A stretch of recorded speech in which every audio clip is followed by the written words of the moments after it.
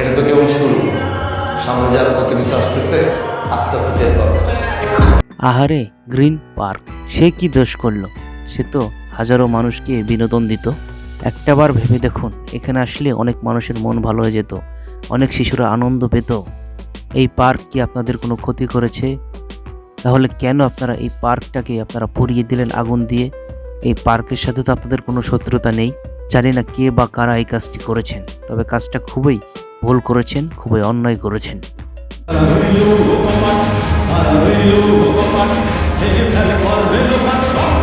এই পার্কের লোকেশন নোয়াখালীতে। নোয়াখালীর এই গ্রিন পার্কে কেন আগুন দেওয়া হবে আমি জানতে চাই। দয়া করে আমরা এসব কাজ থেকে বিরত থাকব।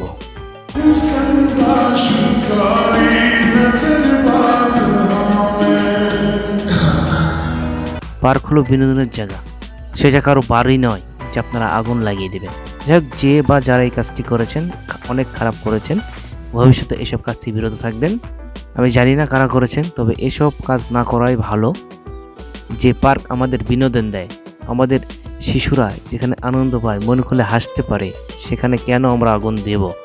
এই পার্ক তো কারো কোনো ক্ষতি করে নাই, এই কথাটা মাথায় রাখবেন।